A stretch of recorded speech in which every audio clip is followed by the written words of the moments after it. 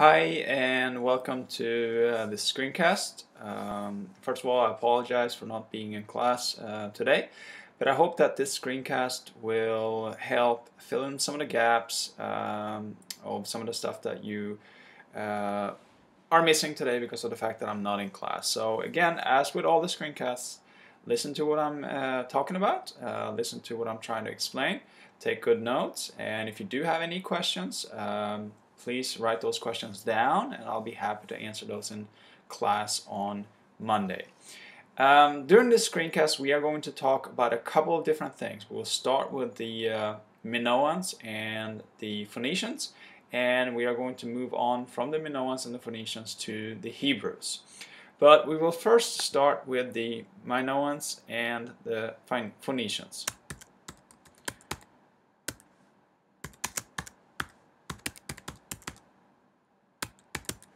And I'm going to group these two together for a couple of different reasons. I know you took notes on them, and I know that you took a quiz on them the other day. But I'm going to kind of try to highlight what I consider to be the most important things about the Minoans and the Phoenicians. First of all, to get an idea about where they were, if we take a look at the Minoans, they were located on the island of Crete, which is this island right here. This is Greece right here, and this is on this map is called Asia Minor. This is where Mesopotamia would be, over in this area. So this is Mesopotamia. Egypt will be down here, and Italy and Rome would be over here, and this is Greece right here. So the Minoans were located on the island of Crete, and again you should know this from your notes that you took for the quiz. So the Minoans lived in that area. They were the first ones to establish themselves as a trading empire, and that's how I want to kind of tie this together, because both the Minoans and the Phoenicians were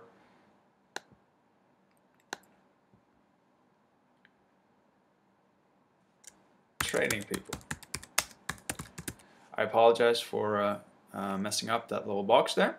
But both the Minoans and the Phoenicians were trading people. That meant that they were really the first ones to figure out how to make a good living from trade. That is, they did other things. They farmed, they produced certain goods, but for most of the population, which was unusual back in ancient times, they made a living from trade, and that's obviously going to be very, very important. So both the Minoans and the Phoenicians spent a lot of time trading. One of the things that I'm sure you can figure out when it comes to making a living from trade, you need to be very skilled at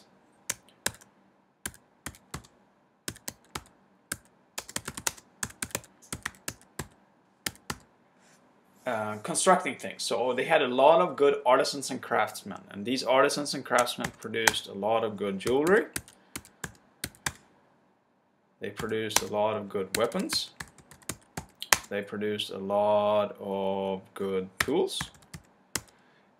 Produced a lot of good pottery.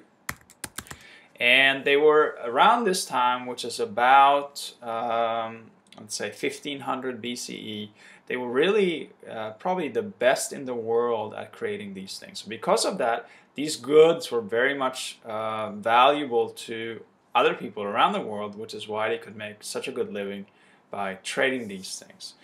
So the Minoans started this whole kind of business of making a living from trade. And as you know, they had some natural disasters, and their kingdom fell, and they were replaced. Their place was taken by the Phoenicians. So the Minoans were the ones that first traded, and then the Phoenicians, when the Minoans fell, took over the place that the Minoans had held in the trade. And if you look at the Phoenicians are located in this area right here. So again, this is where Mesopotamia would be. This is Crete right here, where the Minoans were. This is Egypt right here. So the Phoenicians were right here in this area right here. And again, with the Mediterranean Sea located right here, they had a perfect position where they could launch out on all kinds of trade. So both the Phoenicians and the Minoans were very, very good at trading. That is really kind of the main thing that you need to remember about them. We did talk a little bit about the Phoenicians and the fact that they were able to invent the alphabet.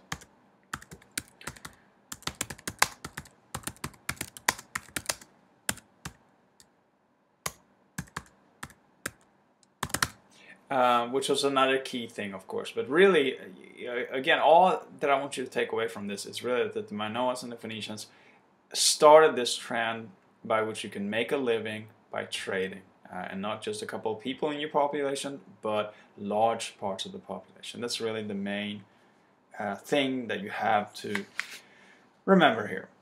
So after the Phoenicians declined, we have another group of people that are starting to rise to power, and these are the Hebrews.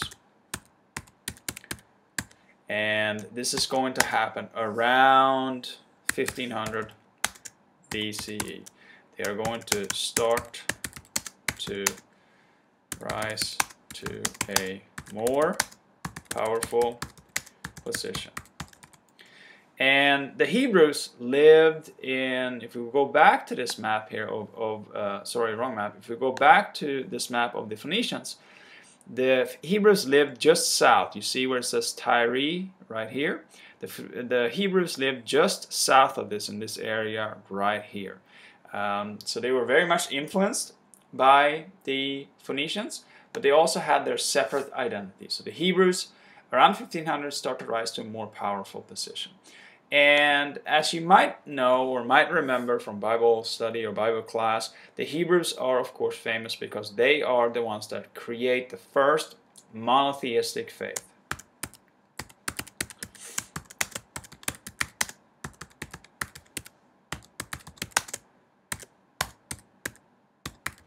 And that is of course Judaism.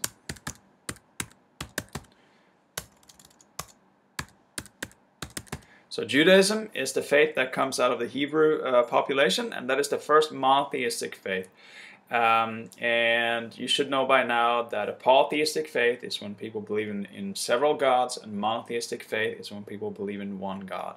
So this is the first instance where we have a monotheistic faith that is going to spread. So the first really famous Hebrew was a man named Abraham. That I'm sure you've heard of. And he led the Hebrews into the land of Canaan. And Canaan is the land, the area that I showed to you earlier, this area right here. They probably originated, we don't really know this, but they probably came originally from this area right here. But according to most historians, Abraham led the Hebrews out of this area right here and into Canaan, which is the area right below Tyre right here. So he's really their first leader. And again, from Bible class or Bible study, you might remember Abraham as kind of the patriarch, the father figure for the Hebrews. So one of the most important events of the early history of the Hebrews is the fact that around the 14th century, so this is around 1300 BCE, they had a terrible drought. There were no rain that came for several different years, and because of that, this area right here where they lived basically dried out. You could not make a living there. You could not farm. So what the Hebrews did is that they moved into Egypt, which is this area right here.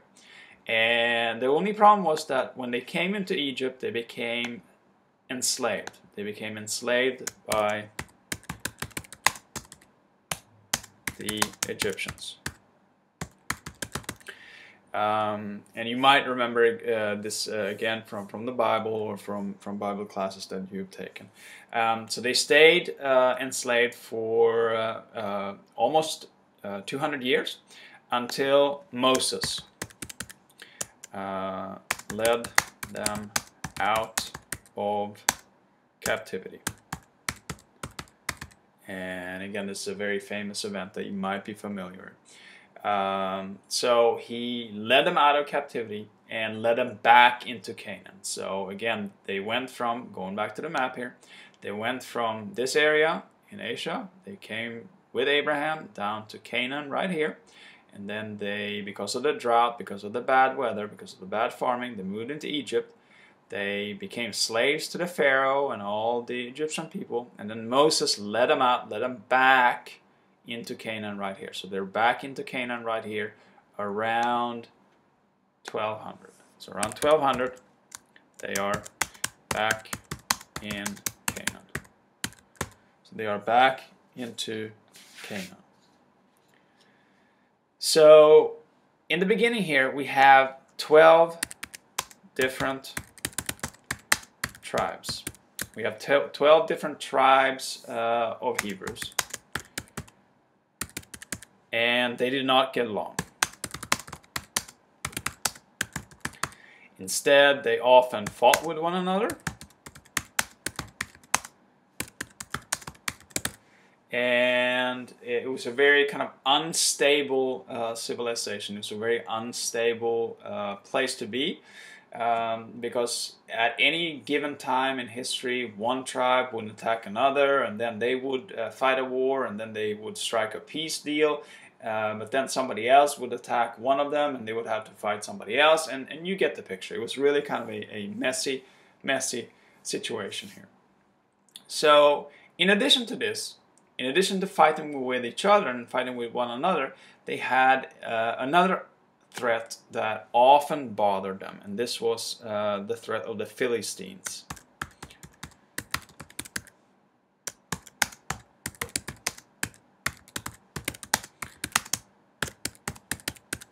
So the Philistines often attacked the Hebrews. So the Hebrews, the early history of the Hebrews is very unstable and not very happy at all, because again, they go through a lot of trials, a lot of bad stuff. They fight with one another. They get attacked from the outside, and it's a very kind of dramatic and difficult time for the Hebrews. And this is all going to turn around when we have the arrival of Saul. And he's going to be the first Hebrew to unite all the 12 tribes.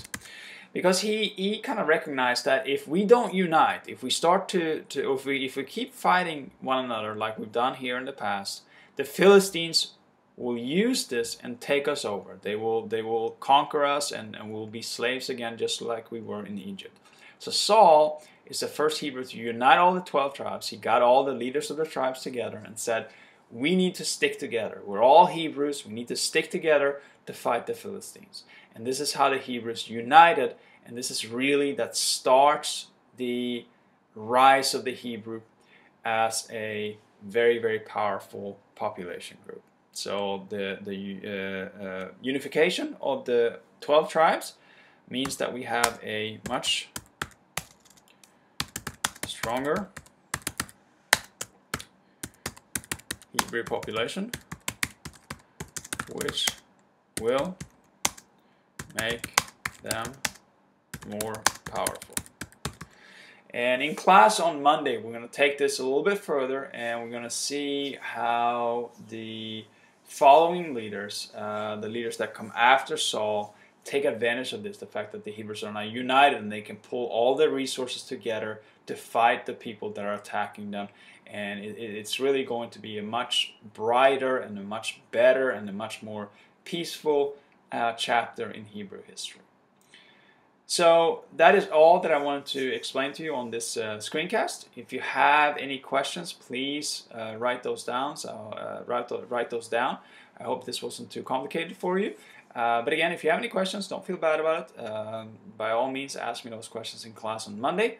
And lastly, have a great weekend.